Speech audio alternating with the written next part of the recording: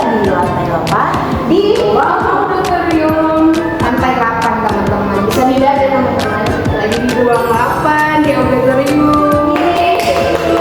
Nah, Kak Alfiani, kita di sini lagi mau ngapain sih? Nah, kita di sini akan membahas sedikit aja tentang pengertian dari penetapan harga jual, teman-teman.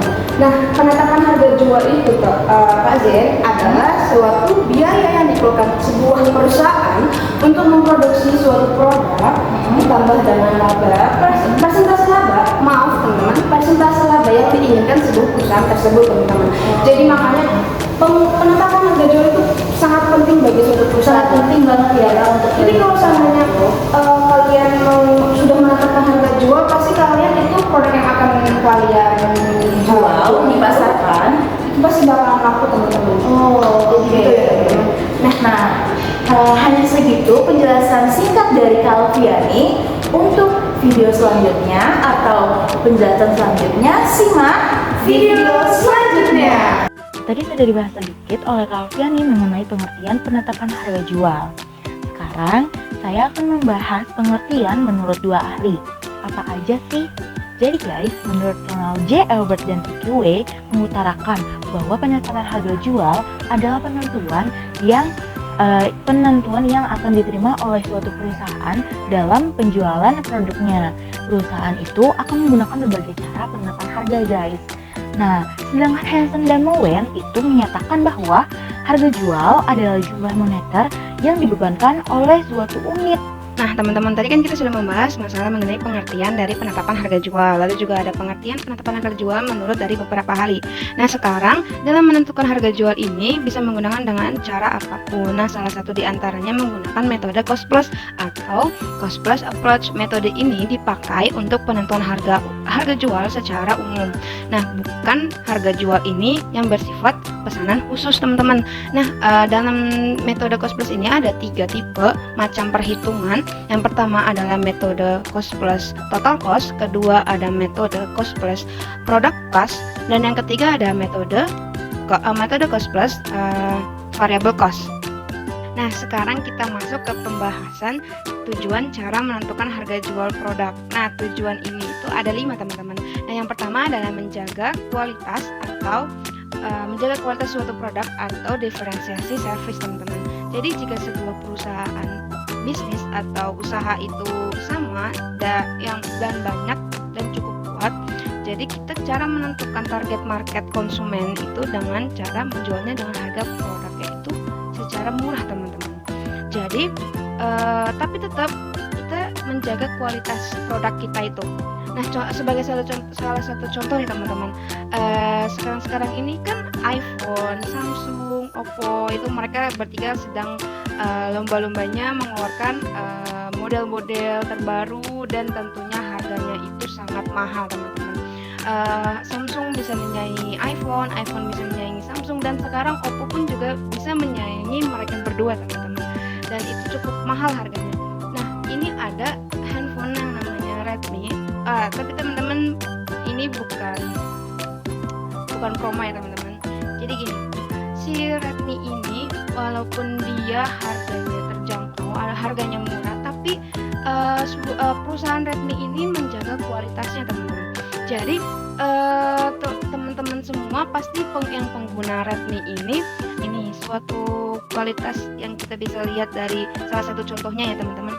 Dari Redmi ini itu selain harga yang murah, perusahaan Redmi itu handphone Redmi ini itu mempunyai kapasitas ruangan cukup besar dan tidak lemot ya, teman-teman. Apalagi kalau seandainya kalian beli Redmi yang keluaran yang terbaru, teman-teman. Nah, itulah salah satu contoh dari menjaga kualitas atau diferensiasi service, teman-teman. Nah, yang kedua adalah mengutamakan penjualan dan penetrasi pasar. Nah, untuk menarik konsumen lebih banyak lagi ya, target marketnya ya, cara menentukan harga jual produk itu dengan serendah mungkin, teman-teman. Jadi kompetitor atau pesaing itu akan terpacu buat kita kok bisa dia lebih murah tapi penjualannya itu meningkat, lebih murah tapi kualitasnya juga menyamai yang harganya mahal. Yang ketiga adalah memaksimalkan keuntungan, teman-teman. Jadi semakin besar margin keuntungan yang ingin diperoleh, maka semakin meningkat pula juga harga produk yang akan ditetapkan oleh konsumen tersebut. Nah, cara menentukan harga jual produk itu bisa juga dengan memperhitungkan daya beli konsumen dan juga bisa menggunakan dengan variabel lainnya. Tujuan cara menentukan harga jual produk yang keempat itu adalah mempertahankan keberlangsungan hidup.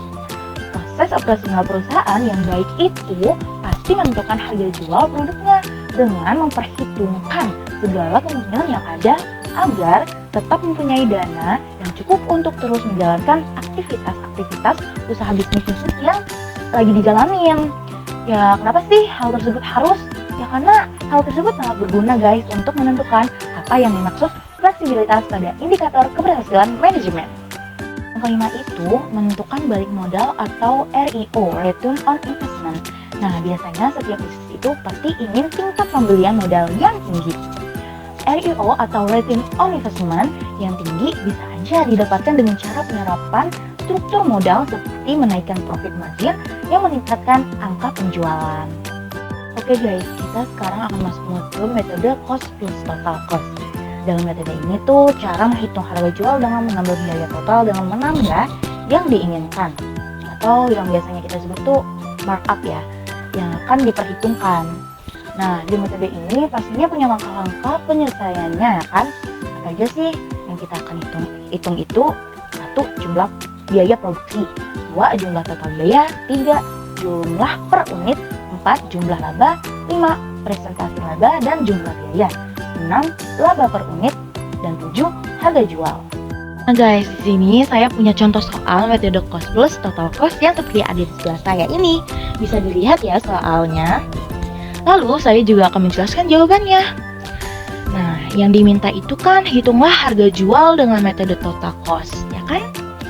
Nah, saya tadi kan udah jelasin nih langkah-langkah apa aja sih yang harus diperhitungkan. Jadi, yang pertama itu kita hitung biaya produksi terlebih dahulu. Nah, di sini di biaya produksi itu ada bahan 10.000 unit dikali 3.000 sama dengan 30 juta. Ada upah langsung 10.000 unit dikali 2.000 sama dengan 20 juta. Dan ada BOP variabel 10.000 unit dikali 1.000 sama dengan 10 juta. Fixednya ini 6 juta. Lalu kita tambahkan semuanya, hasil dari total biaya produksi itu 66 juta. Kemudian kita akan menghitung total cost. Di sini di total cost ini ada biaya produksi 66 juta yang diambil tadi, yang diambil dari perhitungan sebelumnya tuh. Ada juga biaya penjualan 10.000 unit dikali 600 ditambah 4 juta sama dengan 10 juta. Ada juga biaya umum 10.000 dikali 400 ditambah 5 juta sama dengan 9 juta. Setelah ditambah total cost-nya seluruhnya adalah 85 juta. Lalu biaya per unit, kita hitung biaya per unit itu 85 juta dibagi 10.000 unit sama dengan 8.500 per unitnya. Kita akan menghitung persentase laba 20% dikali 100 juta sama dengan 20 juta. Kemudian kita akan menghitung persentase laba dan persentase biaya yang diambil dari perhitungan sebelumnya. Jadi 20 juta dibagi 85 juta dikali 100% sama dengan 23,53%. Lalu laba per unitnya 23,53% dikali 8.500 sama dengan 2.000. Yang terakhir kita hitung harga jual yaitu 8.500 ditambah 2.000 sama dengan 10.500. Nah teman-teman, sekarang kita akan membahas juga yang kedua itu metode cost plus product cost teman-teman. Jadi bisa dilihatlah di samping ini ada langkah-langkah penyelesaiannya teman-teman. Ada 5 langkah nih teman-teman, bisa dilihat ya.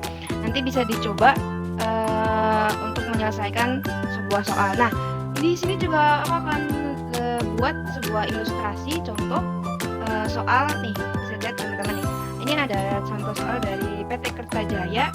Di sini juga ada variabel cost-nya, fixed cost-nya sudah jelas di sini ada. Nah, lalu juga diminta hitunglah harga jual ini menggunakan product cost dengan dengan tentuan itu jika jumlah hartanya itu 90 juta teman-teman. Jadi teman-teman bisa nanti coba mengikuti langkah-langkah yang tadi, penyelesaian yang tadi sudah kita lihat yang di samping tadi. Nah, nanti kalian coba mengikuti ilustrasi tersebut, contoh soalnya. Nah, yang terakhir nih teman-teman, ada namanya metode cost plus variable cost. Nah, metode ini juga bisa disebut contribution approach. Nah, di mana perhitungannya itu langkah-langkah menyelesaikannya itu ada 6 langkah. Nah, bisa dilihat ini 6 langkah tersebut, dari biaya variabelnya ditambah laba dan lain-lainnya. Nah, ini bisa dilihat ya teman-teman. Nah, kami juga di sini buat salah satu contoh soal ilustrasi yang ketiga. Seperti bisa dilihat ini, PT Jamal mempunyai data sebagai berikut. Nah, dia sudah diketahui biaya variabelnya, komponennya, lalu ada biaya tetapnya, komponennya apa aja, itu sudah diketahui teman-teman semuanya. Nah, langsung ini diminta hitung harga jual menggunakan metode variable cost. Nah, kalian bisa coba teman-teman semuanya di rumah ataupun lagi sekarang ini bisa dicoba. Dan ini di sampingnya yang kotak hijau ini adalah sebuah jawabannya teman-teman. Kalau seandainya kalian sudah buntu, ini kalian bisa lihat langsung jawabannya kayak gini.